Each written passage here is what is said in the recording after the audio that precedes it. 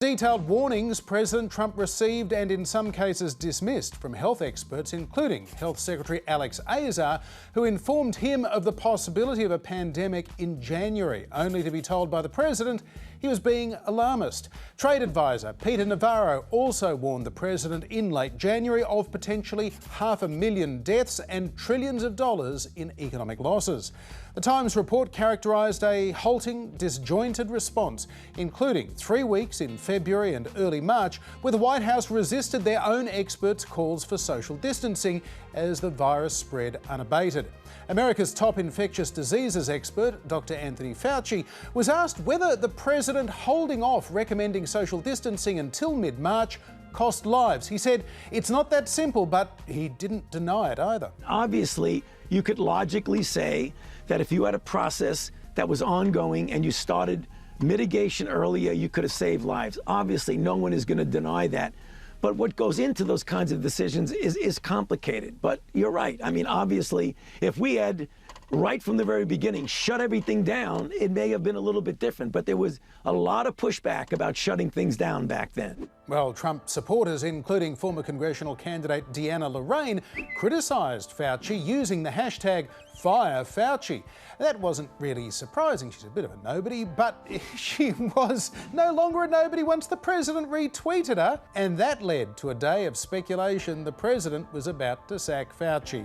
An update from the White House Monday afternoon saying that Trump is not firing Dr. Fauci. They go on to describe Fauci as a trusted advisor to the U.S. president and dismissing what they call all this media chatter as ridiculous. Silly old media, Chaz. I gotta say, actually, I'm with Trump on this one. Let's see that tweet again. Except Trump didn't just retweet that, he quote tweeted it. So Lorraine tweeted, Fauci's now saying that had Trump listened to the medical experts earlier, he could have saved more lives, but Fauci was telling people on February 29 that there was nothing to worry about and it posed no threat. And then Trump responded, it's all on tape. I banned China long before people spoke up. Now, while I can't read Trump's mind, he seems to have been responding to that bit, whereas the media have been focusing on that bit. By the way, I should say that tweet kind of misrepresents Fauci's message from February. A little bit? Yeah, just a little bit. You tell me if Fauci's saying there's nothing to worry about and COVID poses no threat. You've got to watch out because although the risk is low now, you don't need to change anything you're doing. When you start to see community spread, this could change and force you to become much more attentive to doing things that would protect you from spread. See, that looks to me like Fauci was saying that the threat wasn't immediate, but it could come at any time. One more thing. Sacking Fauci would be nuts. 78% of the public approves of how Fauci's handling the crisis, and that includes 77% of Republicans. So that would be a real big call, John. Yeah, but if he does it, that's probably exactly why he'd do it as well. Yesterday, Dr. Fauci was treading a pretty fine line. He defended the president, saying whenever he'd made direct recommendations, they had been acted upon. But he was also a bit fuzzy on a few dates and details. To be honest with you, I don't even remember what the date was, but I can just tell you the first and only time that I went in and said we should do mitigation strongly, the response was, yes, we'll do it. Meanwhile, the president says that while he wasn't trying to fire Fauci, he did see that hashtag. Today I walk in, I hear I'm going to fire him. I'm not firing him. I think he's a wonderful guy. Tweet something that said fire Fauci. Why did you fire Fauci? I retweeted somebody. I don't know. They said fire. Doesn't matter. Did you notice that when you retweeted it? Yeah, I notice everything. And so, as we've seen countless times during the Trump presidency, he has changed the media narrative with a single tweet.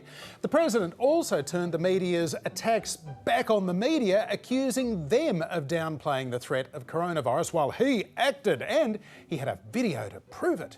People should be more concerned right now with the flu in this country. A lot of people are concerned about the coronavirus because they're hearing a lot of news about it right now. But the reality is, comparing it to the flu, for example, it's not even close to being at that stage. Of course, there were all TV doctors in late January saying it wasn't yet a major threat, while actual White House experts were telling Trump it soon would be, Chaz. Look, to be fair, back in January there were heaps of people comparing COVID to the flu.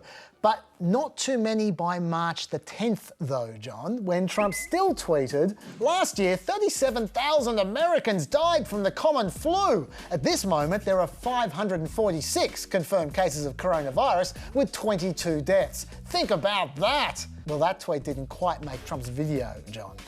Back to today.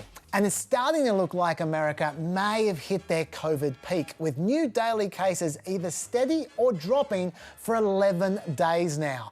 New COVID cases are now in the mid-20,000s rather than the mid-30,000s. By contrast, new deaths have been up and down a bit. Remember though, deaths is a trailing indicator, so you still get nasty surprises like today's record of 2,400 new deaths. Nevertheless, projected deaths until August have been downgraded by the White House's favourite modelers from over 90,000 deaths early last week down to 82,000 and then down to 60,000 deaths, all in 1 week.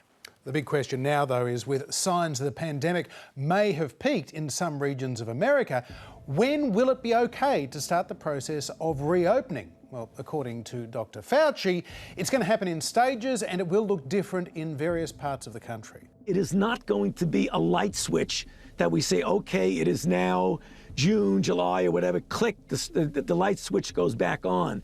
And of course, testing is also a key factor. For instance, last week we spoke about how black people seem to get disproportionately sick from COVID. Well, thanks to testing, scientists have now found that 1 extra microgram per cubic metre of air pollution is associated with a 15% increase in the COVID death rate. And of course, more black people live in the more polluted parts of America's cities. So that is useful information. The real gold standard for beating this thing, though, is what they call contact tracing. That's when someone tests positive and all the people they've had contact with are told to also get tested. Google and Apple have announced a joint effort to use Bluetooth technology in our phones to gather and store all that contact information, so Americans might start receiving those messages as soon as next month. Of course, what happens to those capabilities after the virus is over is anyone's guess. Sounds a little bit like the beginning of a Terminator movie to me. One more thing. A few weeks back, we spoke about how Michigan Governor Gretchen Whitmer was struggling to get medical supplies. Well, we've learned a little bit more about that. It seems states have been arranging to buy supplies and then FEMA has been claiming them instead. Congressional sources telling CNN that many of the orders that your state placed, including the one for 500 ventilators, have been canceled because FEMA is snatching them up and you have to compete with the federal government to get what you need. Well, either be in or out, folks. That's kind of my message. Either you're buying them and you're providing them to the states and you're letting us know what we're going to get and when we're going to get them, or stay out and let us buy them. And then Trump magnanimously gives those states back a fraction of what they had previously tried to buy for themselves. We'll be immediately sending 100 ventilators to Colorado at the request of Senator Gardner. Where do the rest of the supplies go? They give a big hunk of it to private contractors to sell back to the states, who then have to bid against each other. What the White House has done is created, they call this the air bridge, where they're bringing stuff back from China to the United States, and then they're delivering it to private companies in the United States, not to the states. And they're letting all of us bid against each other for those goods that are owned by the private companies. I wouldn't describe that as the height of efficiency, John. Not so much. Meanwhile, after weeks of threatening to withhold funding to the World Health Organization, President Trump has come good on that promise today, accusing the WHO of, quote, severely mismanaging and covering up the spread of coronavirus. The big election news this week was Joe Biden sealing the Democratic presidential nomination after Bernie Sanders called it quits. Bernie Sanders dropped out today, telling supporters victory was, quote, virtually impossible. I wish I could give you better news, but I think you know the truth. The truth is, Bernie was almost 30 points behind Biden in the average of polls, and he was trailing Biden by 350 delegates with little hope of making up the difference. All of that while a pandemic stopped the campaign in its tracks, and voting itself was dangerous. Yesterday, Biden was declared the winner of last week's controversial Wisconsin primary, which went ahead despite fears for the health of voters and election workers. Biden winning round about twice the number of votes as Bernie Sanders did. On Monday, Bernie moved to try to unify the Democratic Party, joining a Biden live stream to make a major announcement. So today I am asking all Americans, I'm asking every Democrat, I'm asking every independent, I'm asking a lot of Republicans to come together in this campaign to support your candidacy, which I endorse. Somebody must have said, Joe, try and act surprised when he says it. Sanders did press Biden to support a range of his economic proposals, including an increase in the federal minimum wage. All in all, it was really very chummy. Raising Democratic hopes there will not be the same lingering bitterness that followed the 2016 primary between Sanders and Hillary Clinton. Thank you for being such a gentleman. Thank you for being so generous. And I give you my word, I'll try my best not to let you all down. Thank you very much, Joe. Thanks, pal. Say hello to Jane and I say hello to Jill as well. I will. Love to the family. And earlier today, former President Barack Obama also endorsed Joe Biden after staying neutral throughout the primaries. But as Bernie has formally bowed out, that means it's time to dust off the old board game. Guess who won't be president? And there he goes. Probably the most influential presidential candidate never to win the nomination, much less the White House. It was an extraordinary 5-year campaign from Bernie, a previously obscure, curmudgeonly 70-something independent senator and Democratic socialist, one that helped to reorientate American politics, putting Medicare for all front and centre of the political debate. Along the way, he inspired millions of supporters and at least one little bird. Health care is a right of all people, not a privilege. That the American people are sick and tired of hearing about your damn emails. I don't tolerate bullshit terribly well. Now it is time to complete that revolution and implement the vision that we fought for. The American people are sick and tired of a president who lies all of the time.